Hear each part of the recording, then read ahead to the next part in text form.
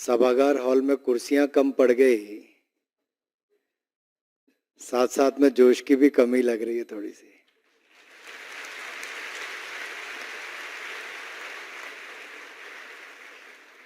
आज तो 21वां स्थापना दिवस है और 21 वर्ष की युवावस्था में तो जोश बहुत होता है।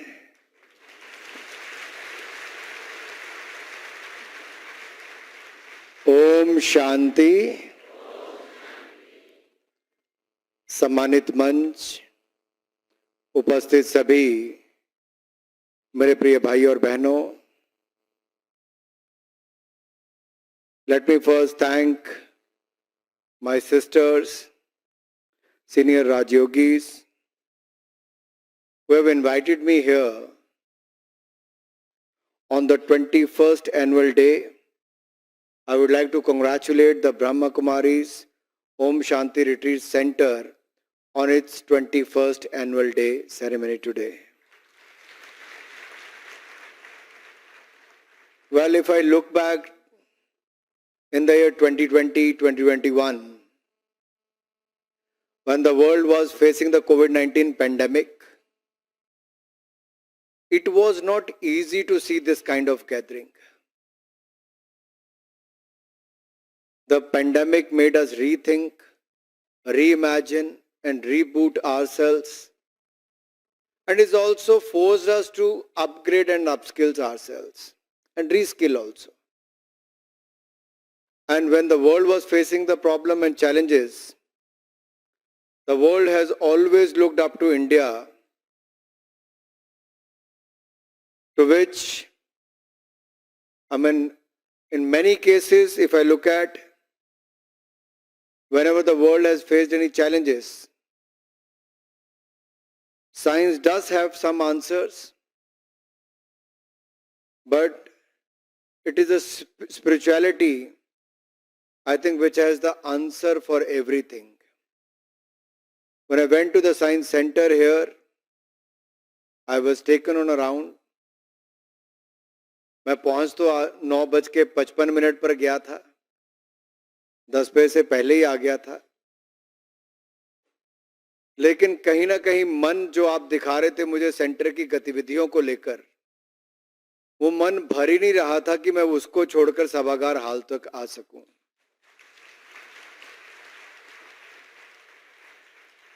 तो मैंने आशा दीदी से कहा कि ये 2-3 घंटे से काम चलने वाला नहीं है, ये तो 2-3 दिन आने का कभी मौका दीजिए ताकि आपके पास आके रह सके। क्यों सुधीर भाई, ऐसा कर सकते हैं? सह परिवार आएंगे, क्योंकि यहाँ तो जब इतना बड़ा परिवार मिल रहा है तो अपने परिवार के बिना कौन आना चाहेगा। और शायद यही कल्पना जब आज दुनिया स्पिरिचुअलिटी की ओर देख रही है, तो शायद 1937 में दादा लेखराज कृपलानी जी ने उस समय देख लिया था कि भविष्य में दुनिया को किस चीज की आवश्यकता पड़ेगी, तो स्थापना उस समय की गई थी। वो पौधा उस समय लगाया था जो वट वृक्ष बनकर आज 140 से ज्यादा देशों में पहुंच चुका है। मैं तो कई बार कल्पना करता हूं कि दुनिया के बड़े बड़े देश, एक देश तो ऐसा जिसने हमारे ऊपर 200 साल राज किया, लेकिन अपने यहां पर महिलाओं को वो वोटिंग का अधिकार भी नहीं दे पाया था। लेकिन कल्पना कीजिए ब्रह्मा बाबा के सोच को, जिन्होंने स्थापना तो संस्था की, लेकिन उसके केंद्र बिंदु में रख के और उसकी पूरी जिम्मेदारी एडमिनिस्ट्रेटिव रोल की भी किसी को दी, तो मातृशक्ति को दी, हमारी बहनों को दी। और मैं ये कह सकता हूं, ब्रह्म कुमारीज का ये जो संगठन है आज पूरे विश्व भर में फैला है और 140 देशों में स्थापना करना कोई आसान काम नहीं है। यहां तो 140 परिवार जोड़ने हो तो हाथ पैर फूल जाते हैं, 140 देशों तक पहुंचना, आप कल्पना कीजिए कितनी बड़ी ताकत आपने खड़ी की है।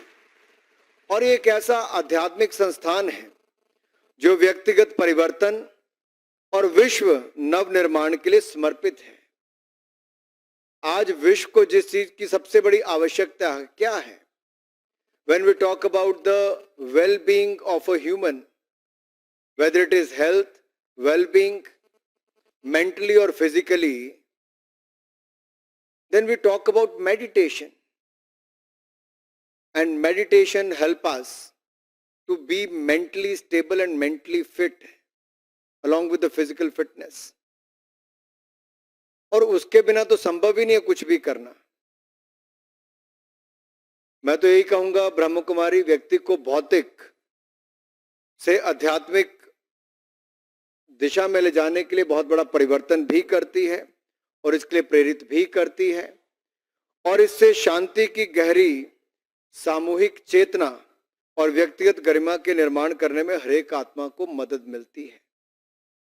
आज अगर देखें दुनिया भर के देशों में 2014 में जब प्रधानमंत्री मोदी जी पहली बार देश के प्रधानमंत्री बनके यूनाइटेड नेशन जनरल असेंबली में गए तो दुनिया के लिए क्या दिया?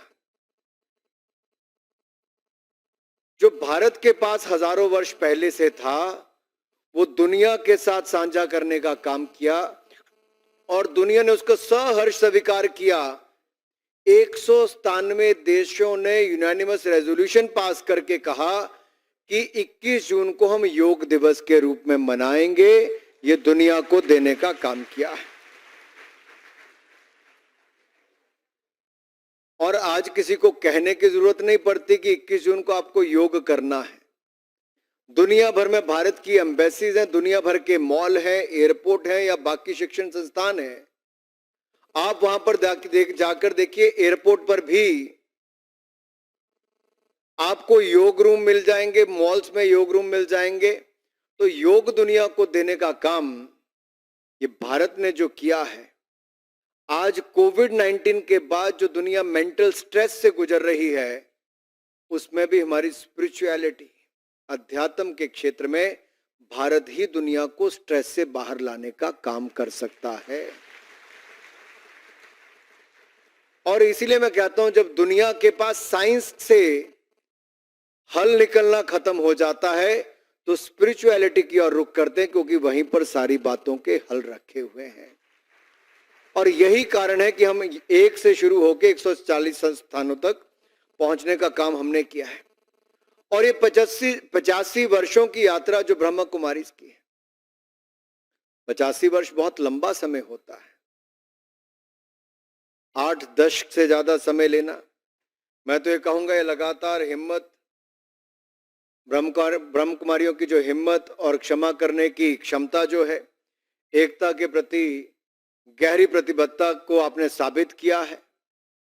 लेकिन अभी बहुत लंबा सफर है।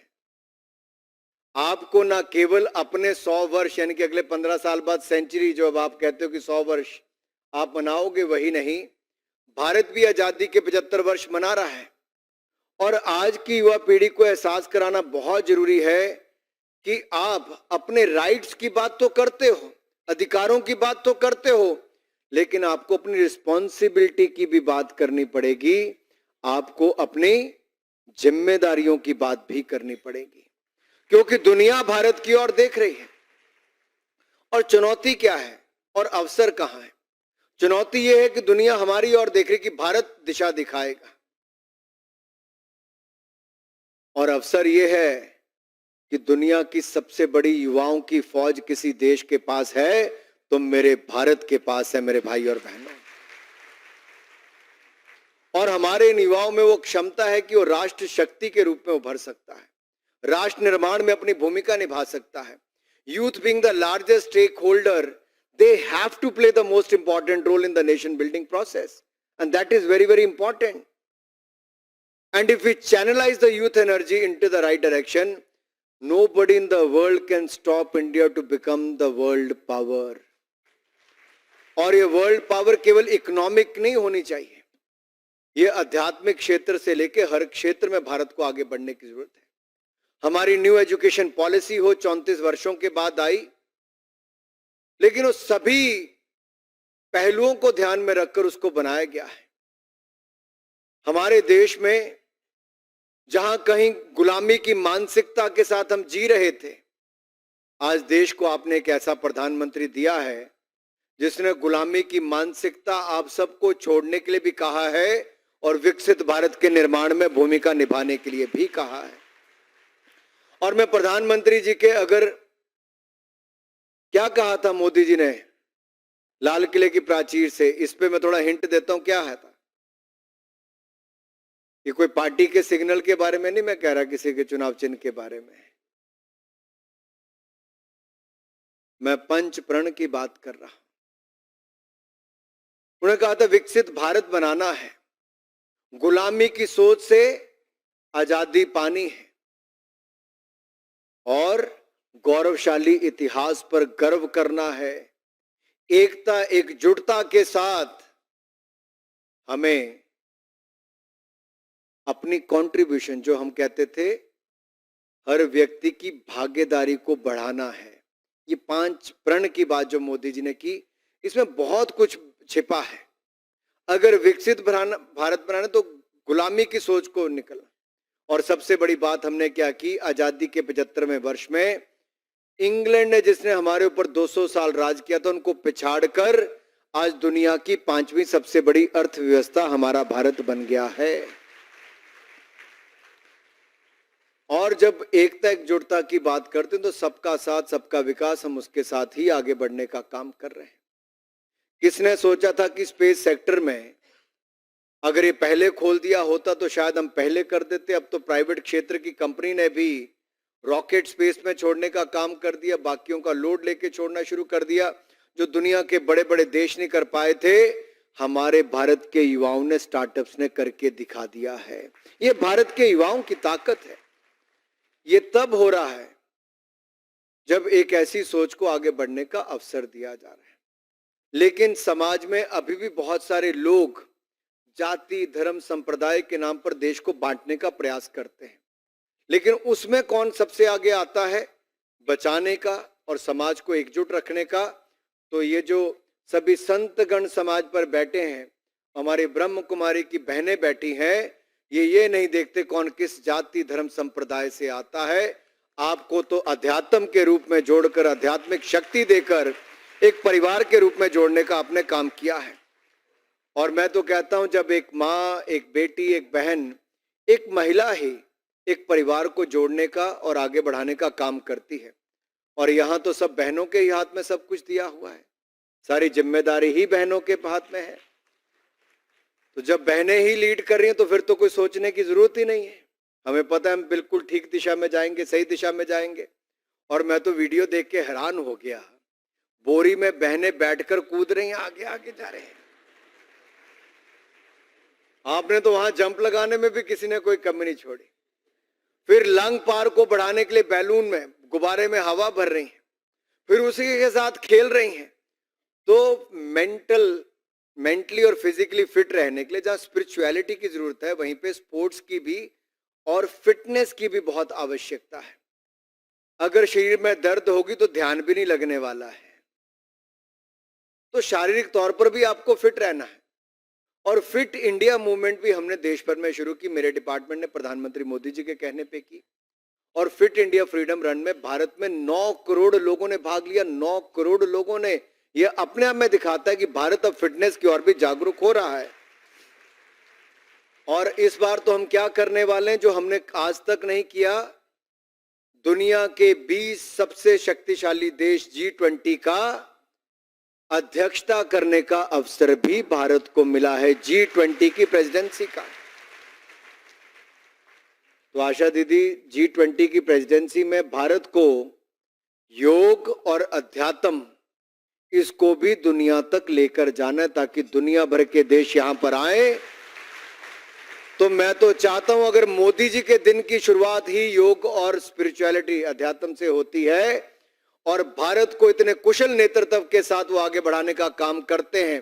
कोविड के टाइम पर भी दुनिया ने माना कि 140 करोड़ के देश में इतना संभल कर, इतना संयम के साथ देश को बचाने और 220 करोड़ से ज्यादा वैक्सीनेशन कराने का और दुनिया भर के देशों को वैक्सीन देने का, दवाइयां देने का काम भी किया।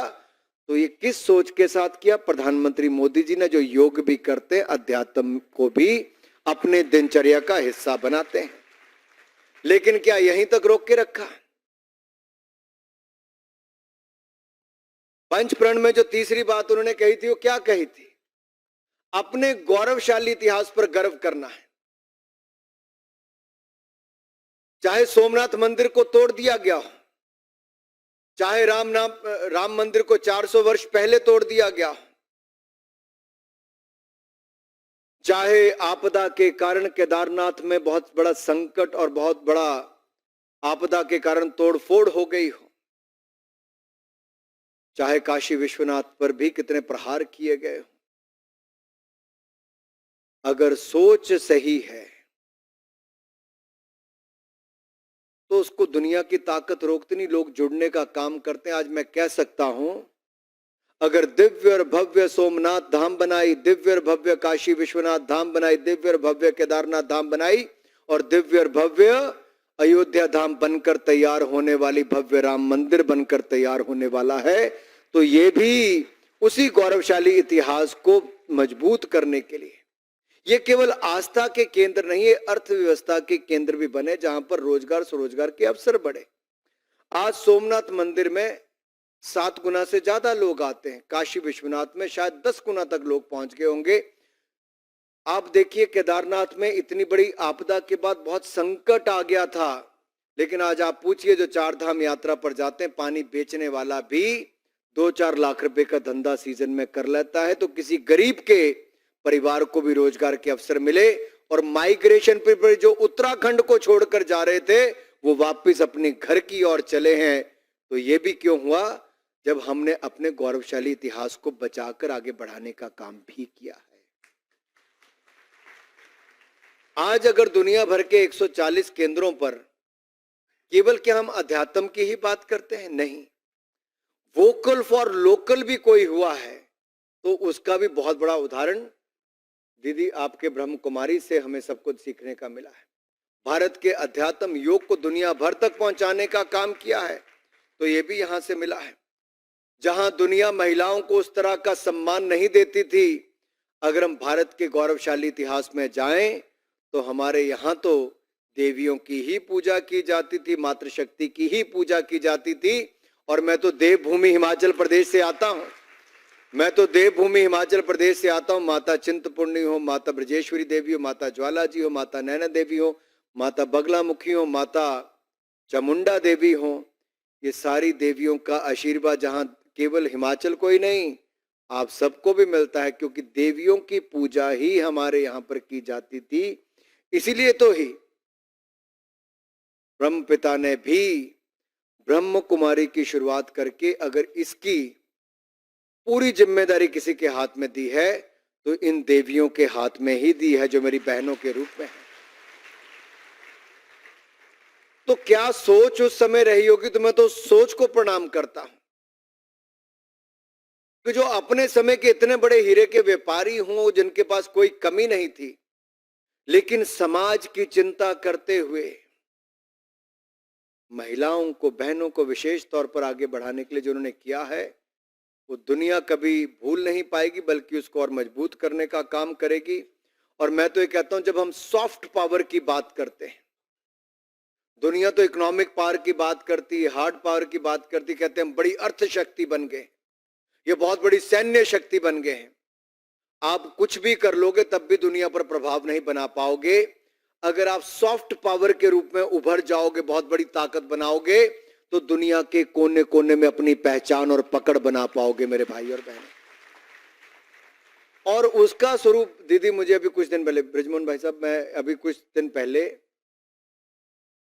सेंट्रल एशिया का एक यूथ डेलीगेशन आया, तजाकिस्तान, किर्गिस्तान, तुर्कमेनिस्तान, इन सब देशों से आए और लगभग 100 बच्चे उसमें थे। मेरे लिए बहुत बड़ा, उन्होंने 7 दिन का हिंदुस्तान के कुछ अलग अलग स्थानों पर गए। मुझे लगा मैं अंग्रेजी में भाषण दूंगा तो उनको समझ आएगा किस भाषा में आएगा। उससे पहले उनका एक अपना कल्चरल प्रोग्राम था। मैं क्षमा चाहता हूं, मैं आपका प्रोग्राम यहाँ पे मेरे कारण थोड़ा छोटा हो गया, लेकिन मुझे लगा 1 घंटे में सारा प्रोग्राम हो जाएगा, लेकिन मैं राउंड ज्यादा ले गया, थोड़ा ज्यादा लंबा। लेकिन उस दिन मैंने कुछ नहीं रोका। उस दिन तो उन बच्चों ने, चारों देशों के बच्चों ने अपना कल्चरल प्रोग्राम किया। आप कल्पना कीजिए क्या किया होगा उन लोगों ने। उन्होंने अपने स्थानीय जो कला संस्कृति उसको तो किया है, वहां पर किस तरह के इंस्ट्रूमेंट यूज करते हैं, उन पहाड़ी राज्यों में किस तरह का डांस होता है, क्या गाने होते हैं, वो तो किया। वो हमारी भी पूरी पहाड़ी श्रृंखला जो है ये सारी इसके साथ बहुत मिलता है। लेकिन सबसे बड़ी बात थी जब वो हिंदी में गाने गाने शुरू किए और हिंदी में डांस करना शुरू किया, तो मैं तो देखकर हैरान हो गया कि कुछ लोग हिंदी का विरोध देश के अंदर करते हैं, लेकिन सेंट्रल एशिया के देशों में तब भी, और इससे पहले बांग्लादेश का डेलीगेशन आया तब भी, ये हमारी सॉफ्ट पावर है जो म्यूजिक के माध्यम से, फिल्मों के माध्यम से, हमारी कला संस्कृति के माध्यम से वहां तक पहुंचाने का काम किया है।